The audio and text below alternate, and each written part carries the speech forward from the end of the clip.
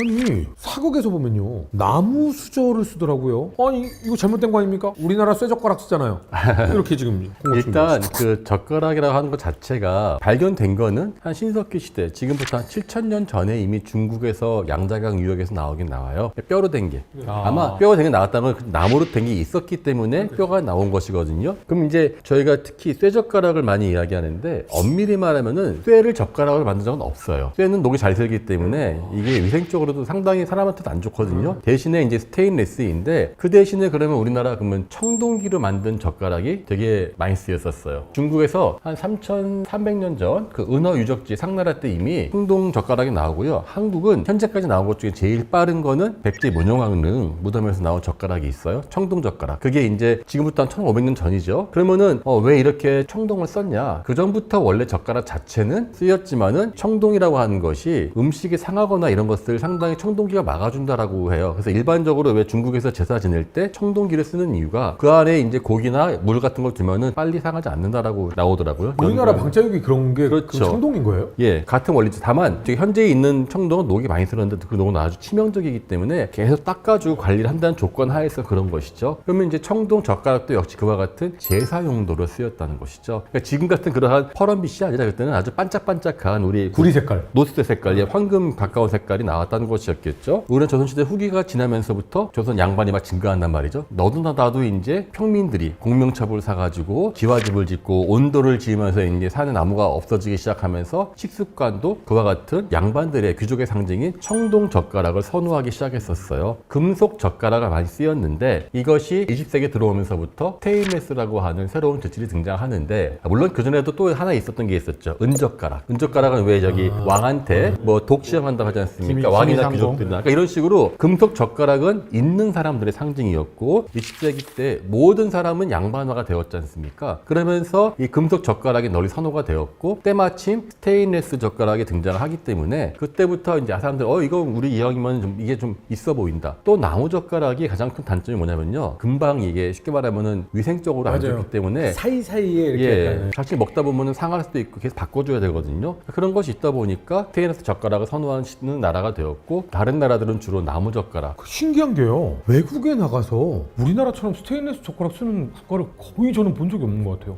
이 젓가락 자체가요. 현재 동아시아, 한중일, 그 다음에 동남아시아, 뭐 티벳 정도 쓰고 있어요. 근데 쇠젓가락은 한국만 쓰고 있어요. 실제로. 아니 왜 나이프나 칼은 다 스테인레스를 쓰는데 젓가락은 다 나무를 쓸까? 외국이? 그냥 나무가 더 싸서 그러지 않을까요? 그 나라도. 그리고 사실 이게 젓가락을 만들면 되게 불편해요. 그리고 음식과도 관련되어 있어요. 고기를 많이 먹는 사람들에게는 젓가락이 필요가 없어요. 칼로 직접 잘라야 되기 때문에 정착민들이 우리같이 채소나 이런 것들을 많이 먹는 사람들에게는 유리하죠. 특히 중국만 돼도 대부분 음식들이 다 크거든요. 근데 그 한중일 중에서 유일하게 숟가락까지 쓰는 나라는 우리나라밖에 없지 않나요? 중국 사람들도 숟가락을 잘 안 쓰던데요. 숟가락을 쓰는데요. 우리는 숟가락을 다용도로 다 쓰잖아요. 네네. 다른 나라는 숟가락을 딱 국을 뜨면 거기에만 쓰더라고요. 근데 우리는 숟가락을 그냥 다 같이 이렇게 쓰는데 숟가락도 동북아시아에서는 제일 빨리 나오는 데가 또 한국이에요. 그러니까 물론 이제 터키 가면은 그 차탈 휴익에서는 이미 나오기 때문에 전 세계적으로 나오긴 나오는데 숟가락과 국자가 헷갈릴 정도로 큰 게 많은데 한국은 이제 우리 서울의 암사동 있죠. 여기에서 이 토제 숟가락이 나왔기 때문에 아마 이제 꽤 빠르지 않았을까 싶어요. 면이나 탕 문화 이거 관련 있는 거 아닌가요? 탕 문화 자체가 사실 저희가 자료가 없어요. 근데 신석기 시대 때 그게 암사동 때가 6,000년 아닙니까? 그때 탕을 먹었다는 증거는 아직 없어가지고 탕은 좀 저는 늦게 나왔다고 들었는데 고고학적으로 일단 국이 안 나옵니다.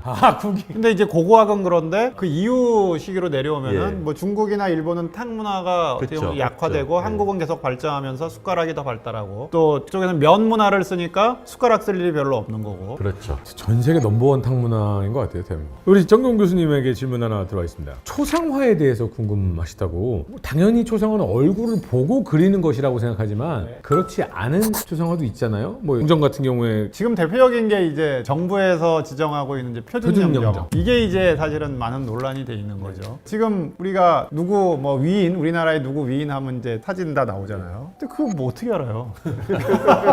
그러니까 초상화가 남아있는 분들은 그거를 가지고 뭐 이렇게 할 수도 있고 아니면 초상화를 그냥 써도 되는 거고. 그러니까 우리가 뭐 대표적으로 조선시대 태조 이성계나 영조 임금 초상화 남아 있잖아요. 뭐 고종 임금 사진도 남아 있으니까 뭐 이제 그렇게 쓸 수 있는데 이순신 장군 뭐 없잖아요. 그러니까 이제 그려야죠. 그러니까 이제 이게 옛날에도 뭐 그런 걸 할 일이 있으면 각자 그리거나 이제 그렇게 했던 거예요. 그러니까 이제 다 다르죠. 다 다르니까 이걸 하나로 통일해서 만들자. 이제 이런 얘기를 1970년대 시작한 겁니다. 그래서 표준영정이라는 게 그냥 표준영정이 아니라 정부에서 지정한 표준영정이죠. 국가의 공인을 받은 영정인데 1973년에 처음 시작됐습니다. 누구 시작했냐면 이순신. 왜 했냐? 박정희 대통령 때가 국가 영웅에 대한 어떤 현창 사업을 많이 했잖아요. 그래서 현충사를 성역화를 이제 한 거야. 아산 현충사를. 거기다 이제 영정을 딱 놔야 되잖아요. 그러니까 이제 그 이전까지는 이순신 영정이 다 달라. 여기저기서 했던 게 다 다른 거니까 하나로 통일하자. 제일 훌륭한 당대의 동양화가를 하여금 이제 그리게 하자. 그래서 이제 당시에 이제 많이 그렸던 분이 김은호 화백, 그다음 김기창 화백 이런 분들이 이제 많이 그린 거예요. 그럼 아무리 유명해도요. 승공의 원래 얼굴은 안 보고 그리신 거예요? 그럼 원래 초상화는 아예 없고 그렇죠.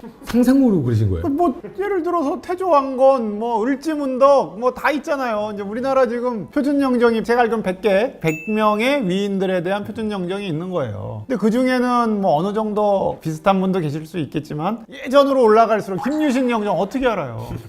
그거 사실은 김유신 같이 아예 모르는 경우는 진짜 상상인데 기록에 나오지 않습니까? 어떻게 생기셨고 풍채가 어떻고 그러한 기록들을 가지고 영감을 받기도 하고요. 또 그분의 후손 중에서 이제 누구 제일 닮은 사람인지 저기 누구 집 사촌 몇 촌인데 정말 똑같다 그런 그 기록들이 있으면 그런 것을 받아서 후손을 가지고 이제 그분을 복원하는 경우가 가끔씩 있고 한데요. 그것도 사실 뭐 황당한 얘기인 게 이제 문헌에서 예를 들어 강감찬을 그린다. 강감찬 키 작고 못생겼다. 그럼 키 작고 못생긴 거를 다양한 방식으로 표현할 수 있잖아요. 그러니까 이제 그 어떻게 보면은 화가의 본인의 판단이 들어가는 거죠. 그런 측면에서 고대 이집트가 유리해요. 왜냐면 고대 이집트의 미라가 파라오들은 없는 미라가 있으니까. 그렇죠. 아니, 그러니까 뭐 예를 들어서 람세스 2세 기원전 1279년에 왕이 오른 사람인데 똑같이 그릴 수 있죠. 왜냐면은 그대로 시신이 남겨져 그 있고 얼굴이 있으니까 또 그 시신이 없어도 이집트에는 이제 그 파라오들의 석상을 엄청나게 많이 만들잖아요. 이 석상들이 물론 굉장히 어떤 표준화된 방식으로 표현을 하지만 실제 인물의 개성을 반영해서 만들어요. 그러니까 학자들은 그 석상을 보면 글자 안 보고 얼굴 생김새만 봐도 대충 어떤 파라오인지 짐작할 수 있을 정도의 개성이 나타나거든요. 그러니까 이제 그것들을 토대로 만들 수 있는. 근데 반대로 생각하면요. 오히려 안 좋을 수도 있겠다. 왜냐면 막 이집트인들이 우리가 맞아요. 이집트의 예, 예. 후손이라니까 그런데 뭐야? 그게 하나도 안 닮았는데. 아니 그게 니네 선조 아니야?